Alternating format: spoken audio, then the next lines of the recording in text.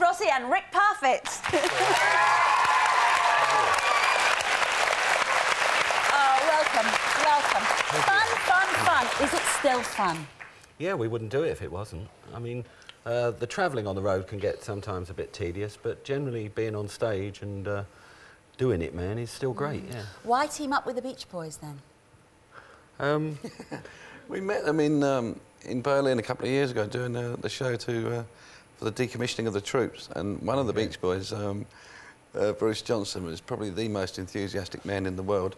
He was giving it some of this, lots of this, like Californians do, and he said, we must do something together. And you often get these things said between bands, and he kept on the phone and quite keen, and when we started to do the album and tried various Beach Boys tracks, this one came up. And we needed an extra verse, and they had to write a new verse in last year. And then we sent them what they call a slave tape, and they did some in Los Angeles, some in Denver, some in Chicago, and... Riveting stuff. You finally got together for that video. Yeah, well, it's something we'd never done before. We've never worked with anybody in the business. We've often thought it would be nice to work, but nobody wanted to work with us, ever.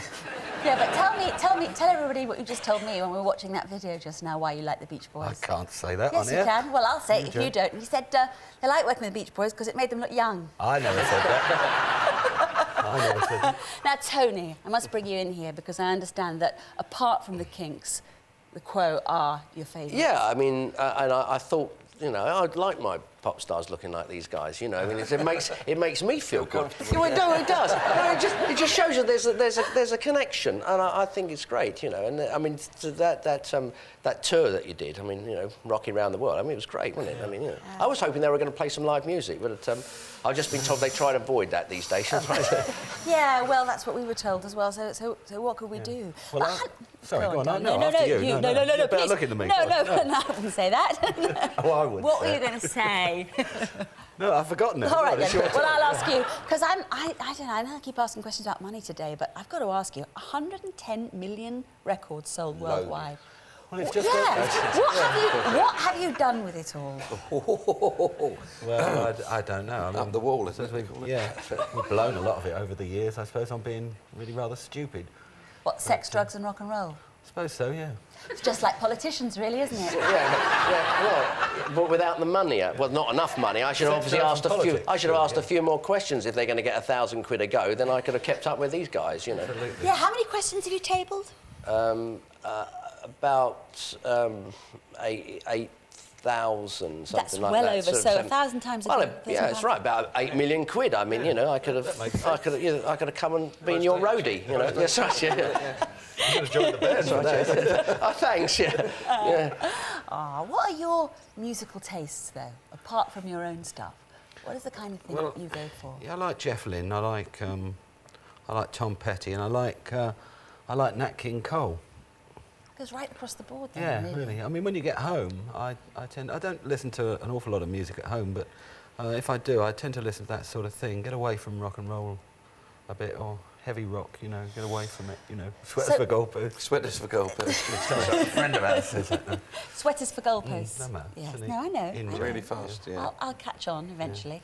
Yeah. No, but when now at the end of a gig, because you've got this 30-year anniversary tour, Don't Stop. By the way, who told you not to stop?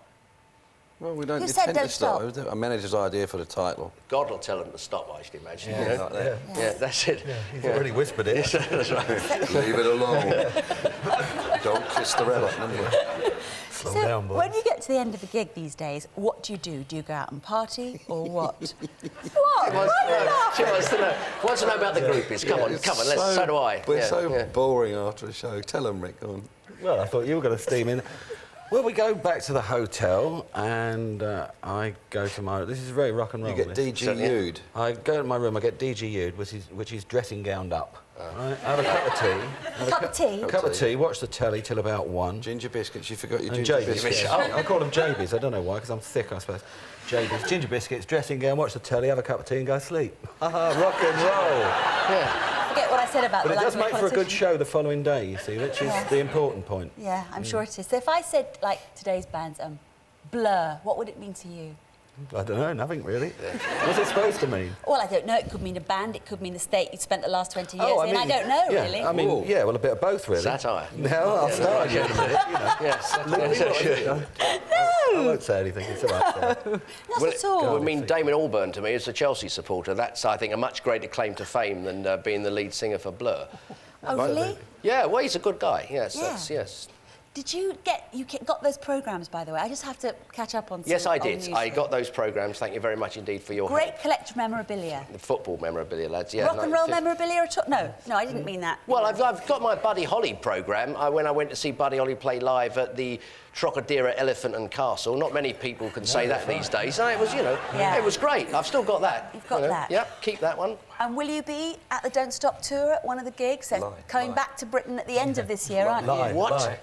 I'm You'll be beating there. a path to the for half door. price, no Thanks problem. very much. Yeah, You'll do you be think there. I'll get away with that? Yeah. We're all sure, gonna and be there. I'll be up the back with the groupies as well. I bet you. normally down the Ladies and front. gentlemen, thank you very much to Tony Banks, Francis Rossi and Rick Carpet. Thanks, guys. Best of luck with your tour. Join us tomorrow with Hollywood legend Mickey Rooney talking about his latest one-man show, and Boy's Own will be live in the studio. Well, that's it for today. Join me again on Friday with Sean Bean, Davy Jones from the Monkees, Tony Hadley and Geraldine McEwen. I'll see you then. Bye-bye. An awkward reunion for Tom and Rudy. Rich Man, Poor Man, next on BBC One.